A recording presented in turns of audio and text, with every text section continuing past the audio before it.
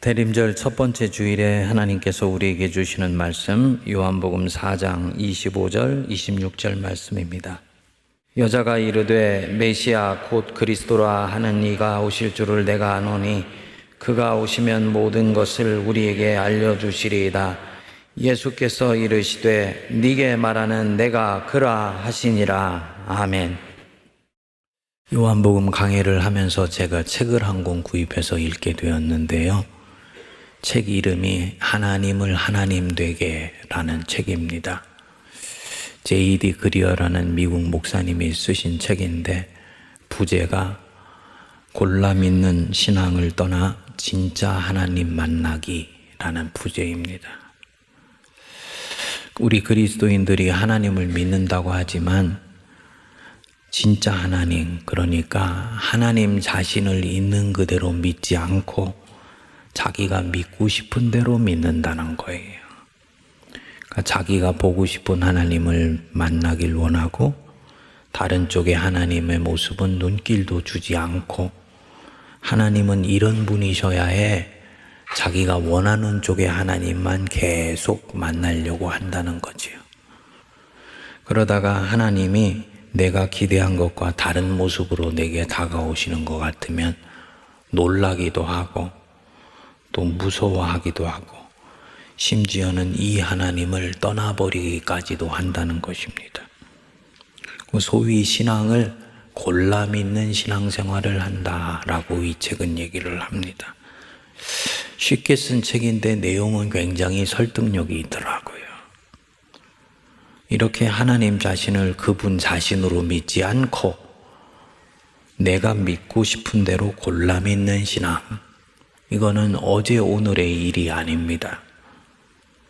예수님이 이 땅에 오셨을 때도 사람들이 예수님은 메시아로 알아보질 못했습니다. 메시아도 골라서 믿었던 거예요. 예수님 당시의 사람들 사이에서는 메시아에 대한 기대가 아주 팽배했었습니다. 하나님께서 곧 세상에 메시아를 보내주실 것이다. 그래서 그런지 온갖 거짓 메시아 운동이나 유사 메시아 운동이 가득했습니다. 그 사람들이 이쪽에 메시아가 나타났다 하면 그리로 우르르 몰려가고 또 저쪽에 메시아가 나타났다 하면 또 저리로 우르르 몰려갔습니다. 몰려가서는 빵에 관한 문제, 질병 문제 같은 낮은 차원의 문제부터 시작해서 인생의 본질을 묻는 문제나 민족의 독립 같은 고차원적인 문제까지를 다 쏟아내었습니다. 그리고 이 메시아라고 자처하는 사람들이 이런 문제를 해결해 주는 것 같으면 계속 쫓아다니고 그렇지 못한 것 같으면 저 메시아는 가짜야 하고 떠나서는 또 다른 메시아를 찾아다녔습니다. 그래서 저 북쪽에 있는 갈릴리로부터 남쪽에 있는 광야 유대에 이르기까지 메시아를 찾아 유랑하는 사람들로 가득 찼다고 그럽니다.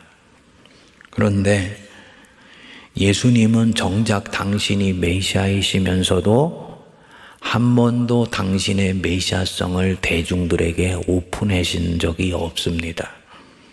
철저히 은닉하셨어요. 사람들이 뒤에서 저 사람이 메시아일지도 몰라 라고 얘기를 해도 그냥 입술을 꾹 다무셨습니다. 마태복음 16장 16절에 보면 주는 그리스도시요 살아계신 하나님의 아들이시니이다. 베드로가 예수님이 메시아는 걸 알아보았지요. 예수님이 뛸 듯이 기뻐하시고는 엄히 바로 경계하셨어요.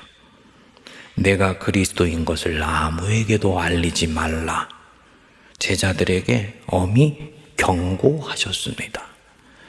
당부하시거나 권면하시는 것이 아니라 절대로 이것은 외부로 발설하면 안 돼 라고 경고하신 거예요.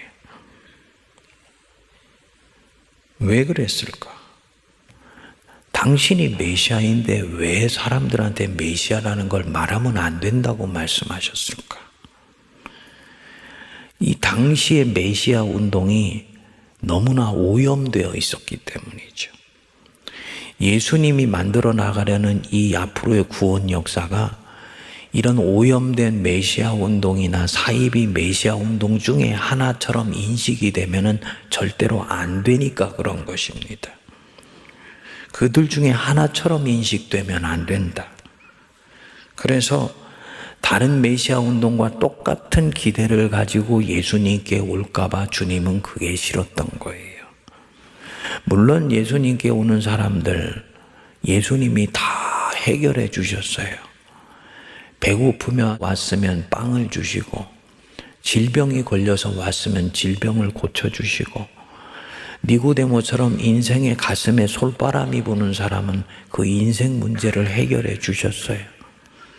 우리 주님은 그때도 지금도 주님에게 오는 사람들 빈손으로 보내시는 일이 절대로 없습니다. 어떤 문제라도 당신께 갖고 오면 해결해 주세요. 그런데 주님은 거기에서 그치지 않으세요. 이 표면적인 문제가 해결된 사람을 데리고 깊은 데로 내려가거나 높은 데로 올라가시는 거예요.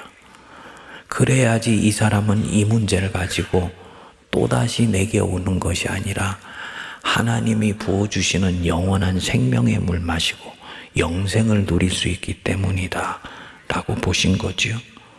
그런데 사람들은 이게 싫어요. 그래서 어떻게 하냐? 이 메시아를 떠납니다.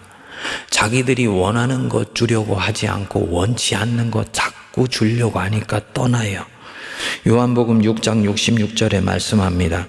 그때부터 그의 제자 중에 많은 사람이 떠나가고 다시 그와 함께 다니지 아니하더라.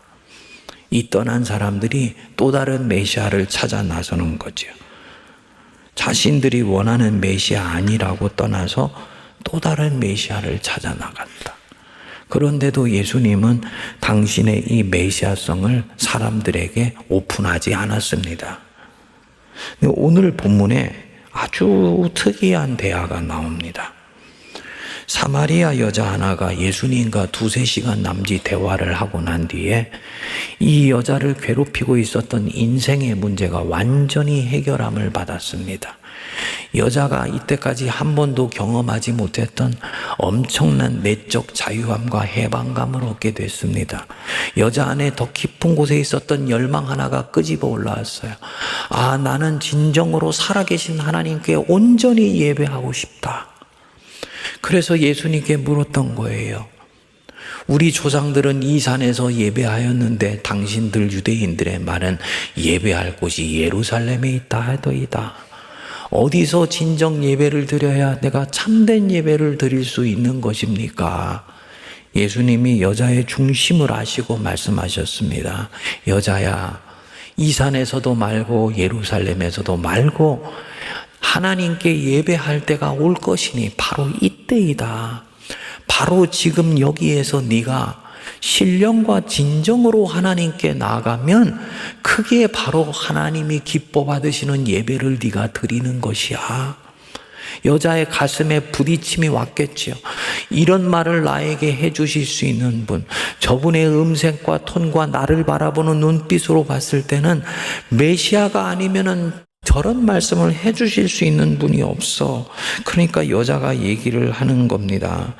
여자가 이르되 메시아 곧 그리스도라 하는 이가 오실 줄을 내가 아노니 그가 오시면 모든 것을 우리에게 알게 해주시리다. 그랬더니 예수님이 말씀하신 거예요. 네게 말하는 내가 바로 네가 찾고 있는 메시아다. 보십시오. 당신의 메시아성을 그토록 숨기신 분이 이 여자에게는 자신이 스스로 메시아라고 오픈하시는 거예요. 예수님께서 이 여자를 통해 무언가를 보신 것이지요. 이 여자는 세상이 찾아다니는 그런 메시아와는 다른 메시아를 지금 찾고 있구나. 세상은 자신들의 필요를 채워주고 자신들의 욕구를 들어줄 수 있는 메시아를 찾고 있는데 이 여자는 진정 하나님의 말씀을 대언해주는 그 메시아, 말씀이 육신이 되어서 오신 바로 그 메시아를 찾고 있구나. 내가 바로 이 땅에 말씀이 육신이 되어서 온 자이니 이 여자에게는 나를 오픈해도 괜찮겠다. 이 여자는 스포일되거나 오염되거나 거짓 메시아 때문에 오히려 시험에 드는 일이 없겠다 생각하여서 자기를 오픈하고 드러내 보여주신 겁니다. 서두에 소개했던 책 제목, 여러분, 하나님을 하나님 되게 여자 안에 그 마음이 있는 걸 알아차리신 것입니다. 내가 채색한 하나님이 아니고 내 경험과 내 지식으로 투사한 하나님도 아니고 내 마음의 소원을 따라 원하는 하나님을 조각해낸 것도 아니고 하나님을 나는 그분 자신으로 믿고 싶어. 이 마음이 여자한테 있는 걸 아신 거예요.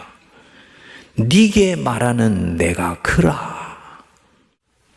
주님이 오늘 여러분들한테 나타나서 이렇게 얘기하시면 여러분들 반응은 어떨까?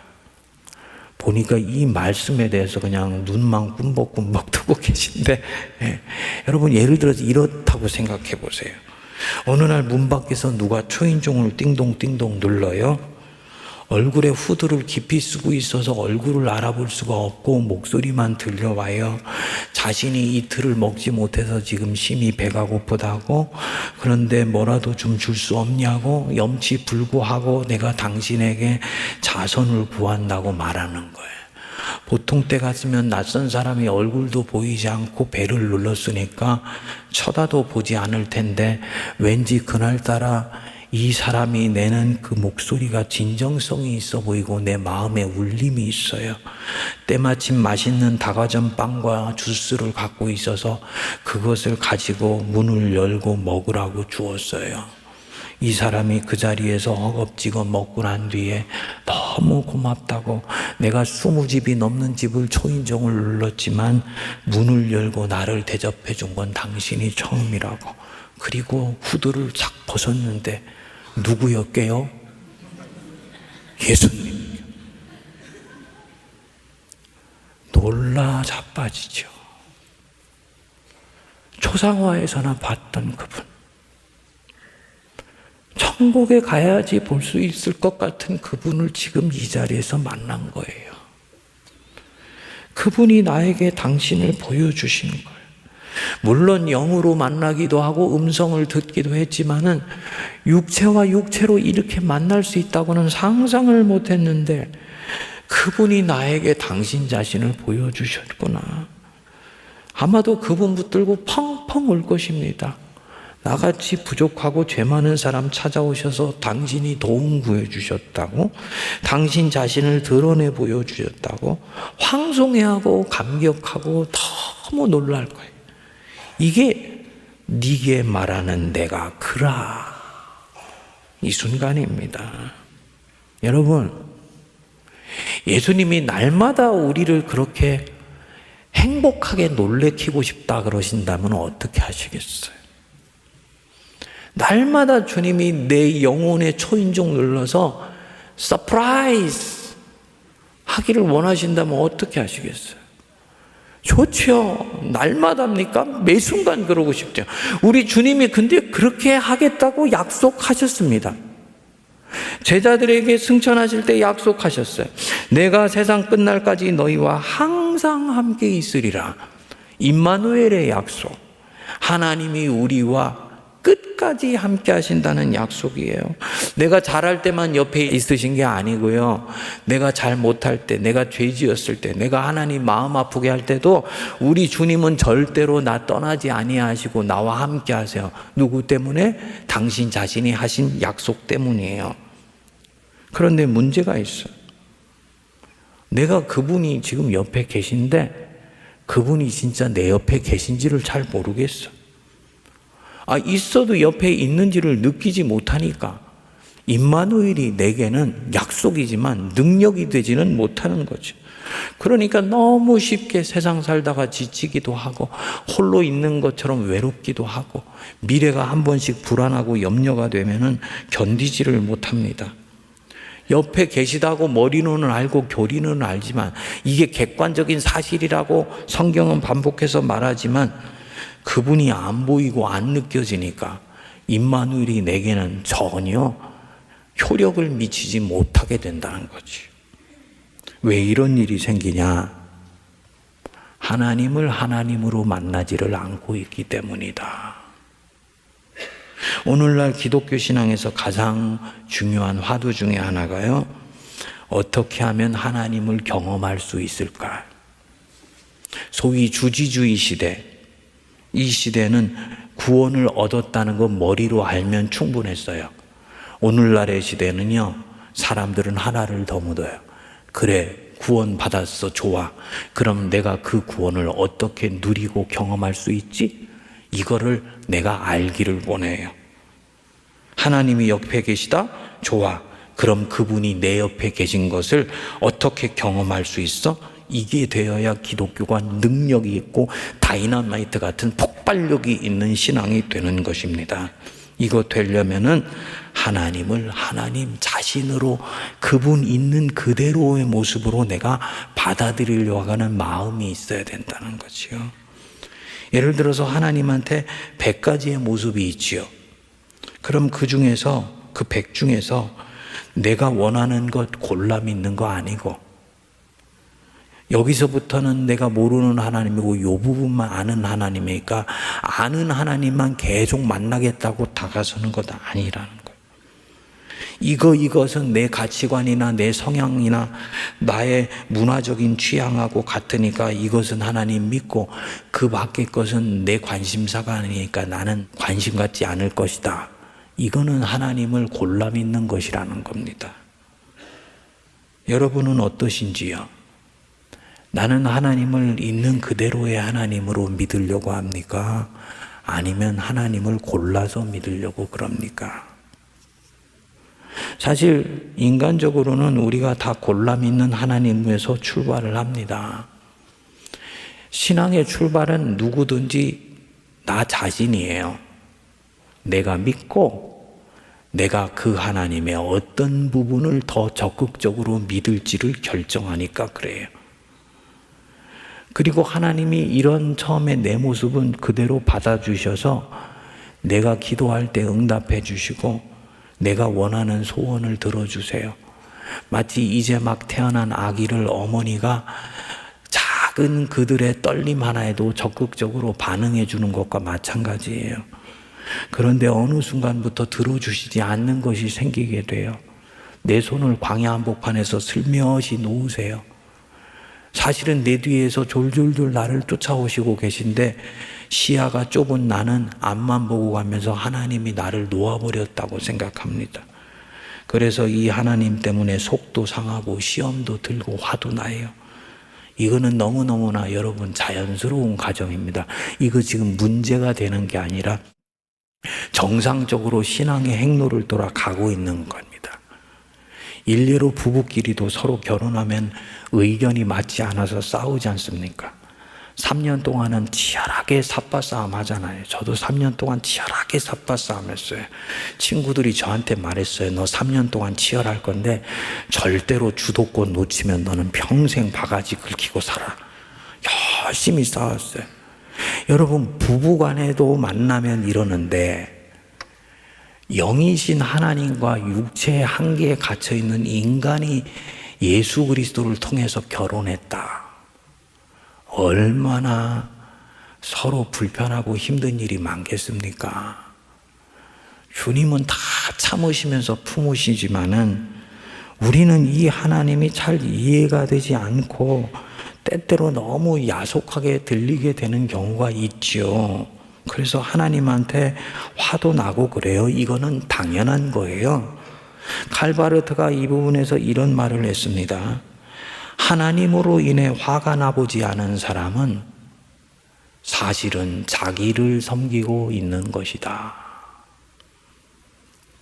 목사님, 저는 이때까지 하나님 믿으면서 그분한테 철저히 순종만 해서 그런지 한 번도 화가 나 본 적이 없습니다. 바르트는 그 대목을 의심하는 거예요. 인간이라면 그럴 수 없다. 혹시라도 네가 만든 하나님을 투사해서 믿고 있기 때문에 네가 그분을 움직이고 있기 때문에 그분과 너 사이에는 갈등이 없는 것 아니냐? 이거 말하고 있는 겁니다. 모세가 시내산 올라갔지요. 백성들이 모세가 없어지니까 하나님이 자기들을 떠난 것처럼 느꼈어요. 그래서 두려우니까 아론에게 말했습니다. 우리를 이끌어줄 신이 필요하다. 아론이 이 말을 듣고는 금폐물을 모아오라고 해서는 그걸 모아서 불에 던지니까 금송아지가 나왔어요. 그들이 이때 말을 했습니다. 이는 너희를 애굽 땅에서 인도해낸 너희의 신이로다. 그 금송아지 보고 이것이 이제 우리의 하나님이세요 라고 말하는 거야. 이게 바로 투사예요. 자기들이 중심이고 앞에 있는 이분이 하나님이라고 선언하고 이 하나님은 내가 원하는 대로 움직여 나가는 거예요. 전쟁에 나갈 때는 금송아지 앞에 놓고 나가고 문절 싸울 때는 제단 앞에다가 갖다 놓고 지금 뭐 하고 있는 것입니까? 하나님을 자기들이 조종하고 있는 거죠. 여기에서는요, 하나님께 서운할 일이 없습니다. 내가 움직이고 있으니까. 이게 사실은 우상숭배예요. 그런데 이 사람이 어느 날부터 마음이 달라져요. 기독교 신앙의 세계를 들어가 보니까 이것은 내가 하나님을 찾아가는 것이 아니고 본질적으로는 하나님이 나를 위해 내려오셨어요. 내가 중심이 아니고 하나님이 중심이구나. 하나님이 세상을 이처럼 사랑하사 독생자 주셨구나. 그래서 하나님 중심으로 인생을 보는 관점을 새롭게 빚어나가게 됩니다. 그래서 주님이 말씀하시면 마음에 힘들고 어렵더라도 그걸 붙들고 씨름하면서 자기를 바꾸려고 그러는 거예요. 하나님 말씀을 들을 때도 이러는 거죠. 제가 처음에 세문안교회 강단에서 설교하고 나서 성도들 중에 한동안 무척 힘들어하는 분들이 있었다고 하더라고요. 성도 한 분이 한 6년 지나고 나서 저한테 고백을 했습니다. 목사님, 처음에 1, 2년간 목사님 엄청 미워한 거 아세요? 왜 그러냐 그랬더니 그랬대. 목사님이 전하시는 하나님이 너무 낯설었대. 하나님도 하나님이지만 자기가 이 성경 구절을 수십 년을 설교를 듣고 읽었는데 목사님이 해석하는 것은 많이 다르게 느껴서 너무 낯설고 어색하게 느껴졌대. 그런데 시간이 지나면서 보니까 이분이 딴 게 아니고 내 신앙의 기반을 하나님 자신 위에 쌓아 올라가지 행동이나 도덕이나 윤리 위에 쌓으려고 하는 것이 아니구나 해서 차이가 있다는 걸 알게 됐다는 거예요. 그래서 어느 날 동료들과 함께 결심했대요. 우리가 여태까지 알았던 하나님이 전북에서 새로 오신 목사님 통해서 이제 우리가 몰랐던 하나님의 다른 모습을 보여주시는 거야 라고 생각하고 설교를 듣는 마음의 태도를 바꿨다 그러더라고요. 얘기를 듣는데요, 너무 귀한 성도 같아. 저라면 그렇게 못할 것 같아. 지금 뭐 하고 있는 겁니까? 무게중심을 바꾸고 있는 거예요. 내가 취사 선택해서 말씀 듣고 성경 선택하다가 내가 아니고 하나님이 내게 뭐를 말씀하시는 건가를 귀 기울여 들으려고 마음의 태도를 바꾼 겁니다. 하나님 중심으로 바꾼 거지요. 사실은 이때까지 하나님 중심으로 신앙생활 해왔기 때문에 이런 마음이 찾아올 수 있는 것이지요. 여러분들 어떠신지요? 초대교회의 위대한 교부 어거스틴이 믿음의 핵심을 이렇게 말을 했습니다. 믿음의 핵심은 하나님이 스스로 드러내시는 말을 그대로 받아들일 수 있느냐 없느냐에 달려있다. 다시 말씀드립니다. 믿음의 핵심은 하나님이 스스로 드러내시는 그대로를 받아들일 수 있느냐 없느냐에 달려있다. 하나님이 스스로 드러내시는 바를 그대로 받아들일 수 있습니까? 그게 하나님을 하나님 되게 하는 것이다. 안 받아들이면 어떻게 합니까? 말씀을 왜곡하죠. 말씀을 피지요. 말씀을 인위적으로 자기 원하는 쪽으로 해석하려고 하지요. 그래서 자기한테 편하게 들리게 하려고 하죠. 예레미야 시대 때 거짓 예언자들이 이렇게 했고요. 그를 따르는 사람들이 안타깝게도 이랬습니다. 북이스라엘이 아수르에게 멸망하고 난 뒤에 남유다에 하나님이 선지자들을 보냈습니다. 아모스, 이사야, 예레미야 같은 기라성 같은 선지자들을 보냈습니다. 북이스라엘이 망했듯이 너희들도 지금이라도 우상을 버리고 돌아오지 않으면 바벨론에 끓는 가마솥이 너희들을 덮치게 될 것이다. 백성들이 무섭고 두려웠지요. 이때 거짓 선지자들이 나왔어요. 주로 예루살렘 성전 중심에 주류 종교에 있었던 무리들이에요. 세문안교회는 한국교회 주류 중에 주류예요. 근데 부패하면은 주류부터 부패하게 돼요. 그래서 세문안교회는 사명이 크기 때문이라도 끊임없이 자기 자신들을 칼끝 위에 세워놓는 그런 깨어있음이 있어야 돼요. 아무튼 이 예루살렘 성전에 있었던 제사장들이 두려워하는 이들에게 말했어요. 우리가 하나님께 물었더니 하나님이 우리는 아무 일 없다고 하시더라. 평강하다 하셨다. 예레미야가 이것을 꼬집어서 말씀했습니다. 그들이 내 백성의 상처를 가볍게 여기면서 말하기를 평강하다 하나 사실 평강은 없도다. 이대로 가면 망하는데 이 거짓 예언자들이 거짓 평강을 말한다는 거예요. 이 거짓 예언자들은 자기들을 위해서 예언해요. 그리고 백성들은 이런 거짓 예언자들을 좋아했어요. 진실을 말했던 예레미야를 돌로 치려고 했습니다. 지금 하나님이 스스로 드러내시는 진짜 하나님을 백성들이 있는 그대로 받아들이지를 않는 것입니다. 하나님을 내 기호와 내 취향과 내 필요에 맞게 채색하고 심지어는 투사하는 거야. 내 형상을 만들지 말라. 내 성도들이 다 하나님의 형상을 자기 안에 가지고 있더라. 오늘날 한국교회가 이러고 있지 않나요? 2022년에 국민일보사에서 30대, 40대 한국교회 미래가 되는 젊은 세대들의 크리스찬들에게 물었습니다. 한국교회 개혁의 가장 중요한 과제가 무엇이라고 봅니까? 물었더니 35%가 한국교회는 탈정치화 되어야 한다 라고 대답을 했습니다. 한국교회가 세상이 볼 때는 특정 정파나 특정 이념에 너무 쉽게 동일시되어서 이게 선교에 막대한 영향을 주고 있다고 보고 있는 거예요. 진보에게는요, 성령은 없고 도덕과 윤리만 남아있고 사회 참여 의식만 강조를 해요.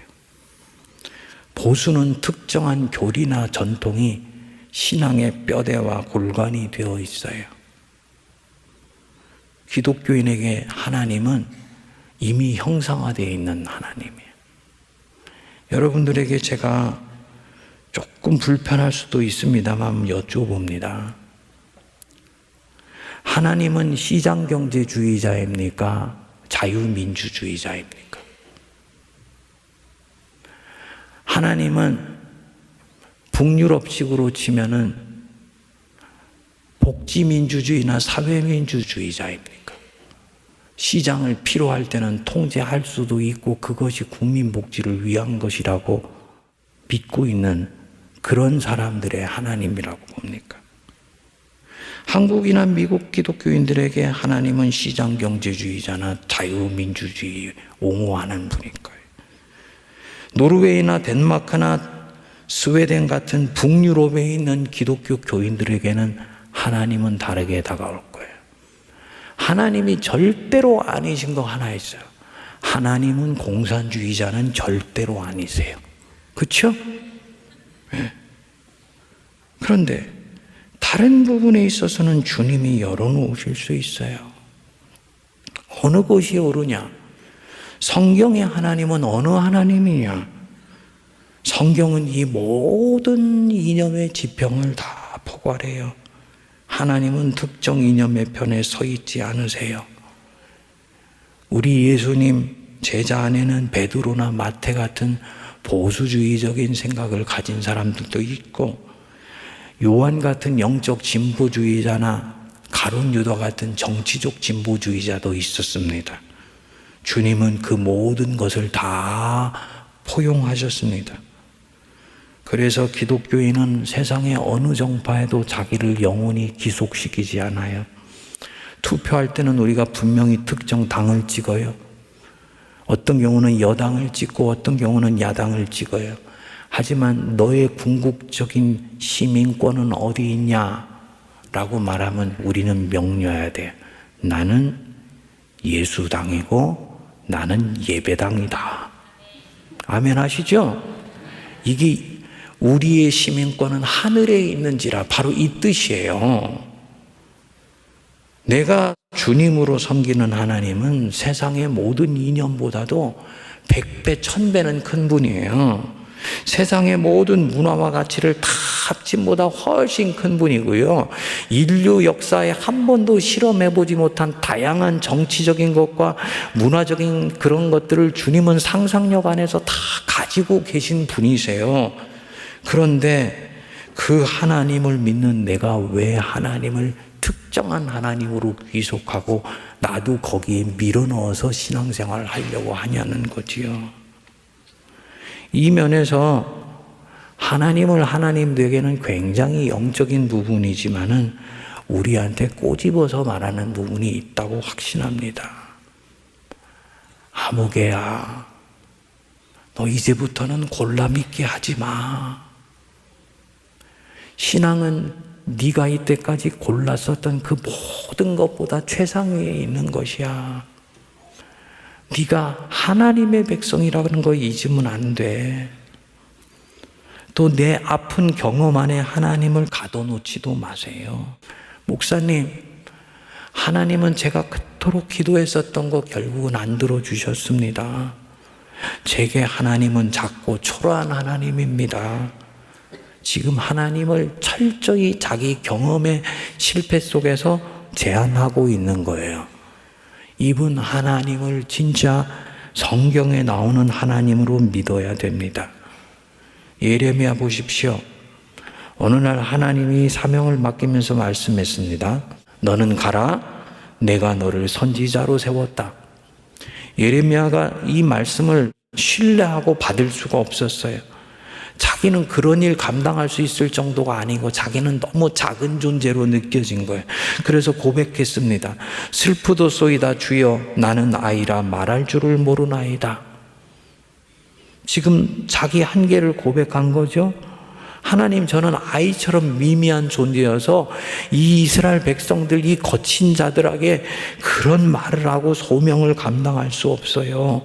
하나님의 소명과 지금 자기 인식이 충돌하고 있는 거죠. 그랬더니 하나님이 말씀하십니다.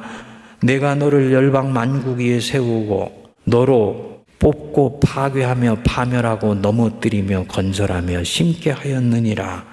그들이 너를 지나 너를 이기지 못하리라. 그러니까 하나님이 예레미야에게 아니야, 너는 네가 생각했지 그러나 아이 같은 미미한 존재 아니야. 내가 너를 통해서 큰일 할 것이다. 너는 절대로 승리할 것이다. 확신 주시는 거야. 그러니까 이 예레미야가 이 말씀 그대로 믿고 혈혈단신으로 이스라엘 백성들 한복판으로 주님 붙들고 돌진해 나가요. 이게 뭡니까? 하나님을 하나님 자신으로 받아들이는 겁니다. 그래서 이 선지자의 사역이 결국은 바벨론 포로기 70년간에 무너졌던 이스라엘을 완전히 새롭게 중건하는 바탕을 만들어내게 됩니다. 여러분, 하나님은 내게 되게 작은 하나님이었다. 나는 하나님에 대한 뼈아픈 기억을 가지고 있다. 그거 주님이 작으시기 때문이 아니고 나를 사랑하셨기 때문에 그렇게밖에 하실 수 없고 그것이 주님이 노수셨다는 건 시간 가면 아시게 돼요. 그 주님을 작게 여기는 것 교정하고 하나님을 하나님 자신으로 믿고 받아들인 거예요. 그 하나님 의지하면서 전진하는 거예요.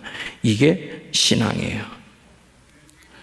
골라밌던 신앙의 길에서 떠나는 은혜가 임하게 되기를 바랍니다.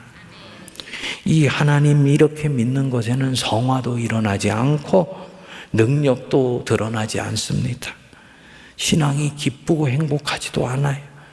주님은 날마다 내게 후드 2권 벗으시고 나를 놀래키게 하시고 나를 감격시키시기를 원하시는데 나는 주님이 주신 그런 은혜의 10분의 1, 100분의 1도 누리지를 못하는 거예요. 하나님을 하나님 자신으로 이제는 믿기를 원합니다. 주님의 은혜 깊은 곳으로 들어가기를 원하오니 주님 내게 나타나 주옵소서. 내 마음을 이제는 고치기를 원하나이다. 하나님으로 인해서 세상을 이기는 위대한 성도들 되시기를 바랍니다. 기도하겠습니다. 하나님, 초대교회 한 위대한 신앙의 선배가 했던 말을 기억합니다. 네 믿음의 핵심은 하나님이 스스로 드러내시는 그대로를 받아들일 수 있느냐 없느냐에 달려있다. 하나님을 인위적으로 재단했던 것 회개합니다. 내 취향과 또 성향과 내 이념적인 기호에 따라 주님이 이런 분일 것이라고 형상화했던 것도 회개합니다.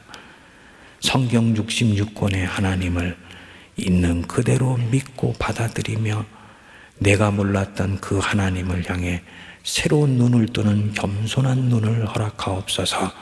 그래서 이 하나님이 내게 오셨을 때 내가 놀라며 내가 감격하며 그 하나님으로 인해 영광을 노래하는 제가 되게 하옵소서.